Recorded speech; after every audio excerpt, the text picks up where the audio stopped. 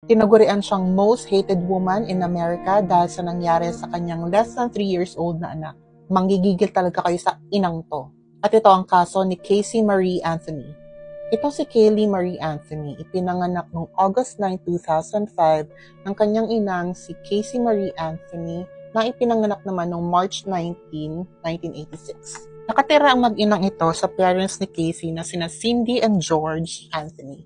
Kilalang mahilig pumarty during her teen years itong si Casey at sinasabing ipinagbuntis nito ang kanyang anak na si Kaylee nung siya ay 19 years old. Sinasabing all throughout her pregnancy ay itinago ni Casey ang kanyang pagbubuntis sa kanyang parents until hindi niya na maitago ang laki ng kanyang tiyan. June 16, 2008, nagpaalam si Casey sa kanyang parents na aalis siya kasama ang kanyang anak na si Kaylee.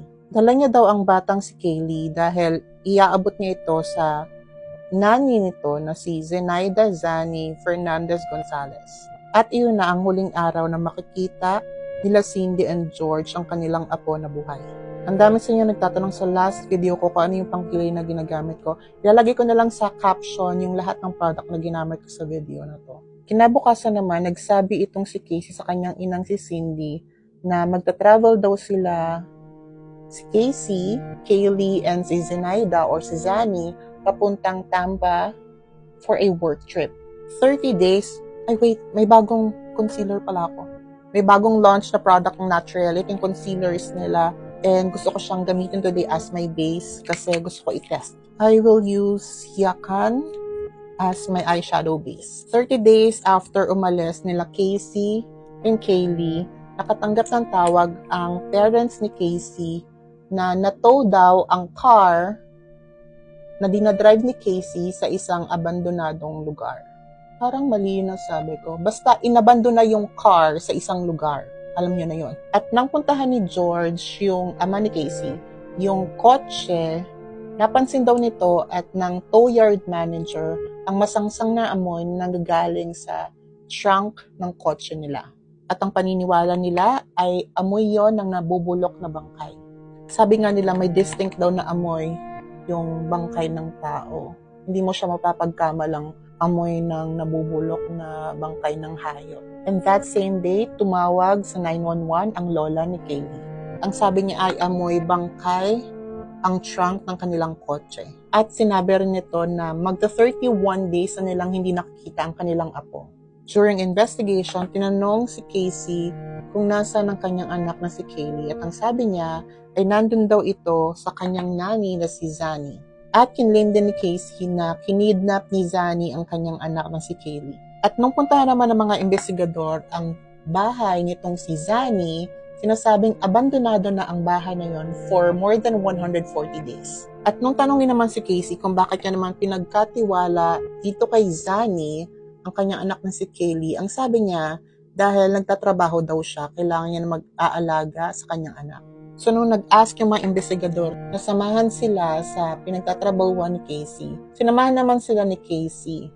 So pumunta na sila sa Universal Studios kung siya nagtatrabaho. Gusto magpasama ng mga investigador para i-confirm kung nagtatrabaho ba doon si Casey. Pero on their way sa office ng Universal Studios, na-reveal nitong si Casey na hindi na siya doon nagtatrabaho.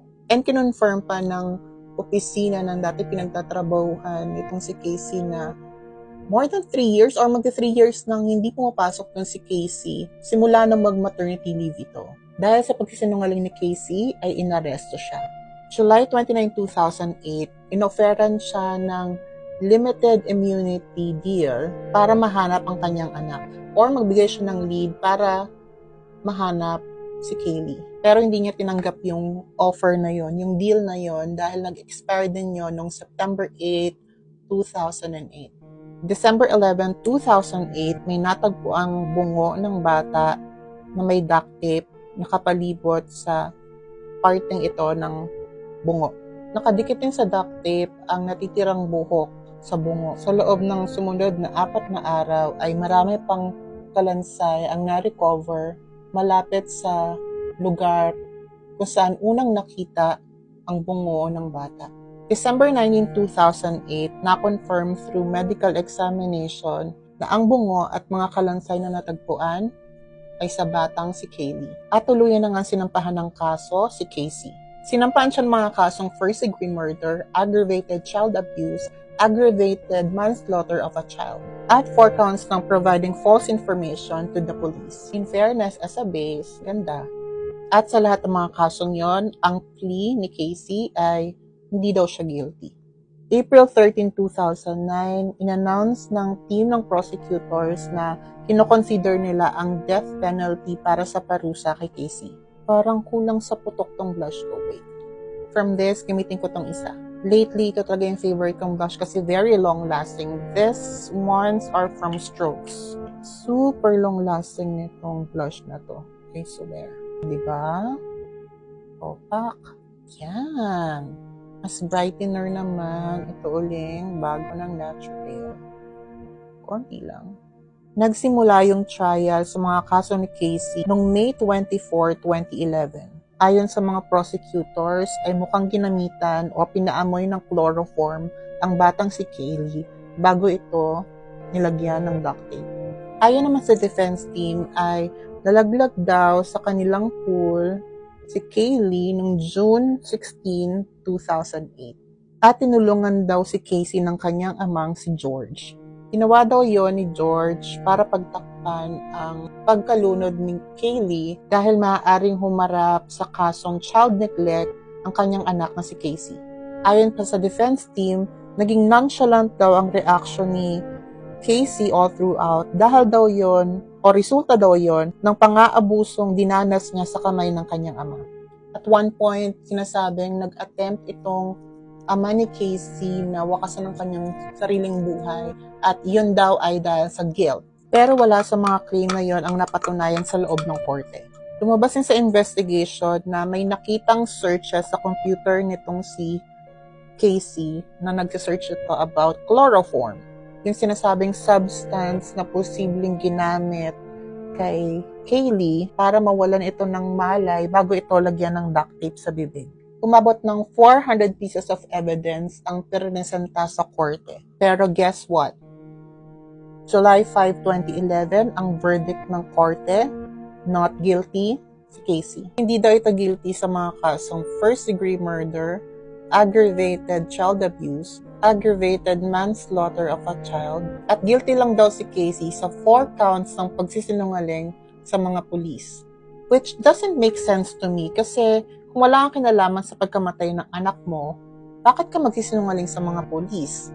Imagine 31 days nawawala ang anak niyang si Kaylee. At noong mga panahong yon kung hindi ka rin naman manggigigil, ito pa yung kinakagigil ng mga tao dahil within that 31 period na nawawala si Kaylee, kung party pa itong si Casey. Hindi ko talaga gets kung bakit naging gano'n ang hatol ng korte.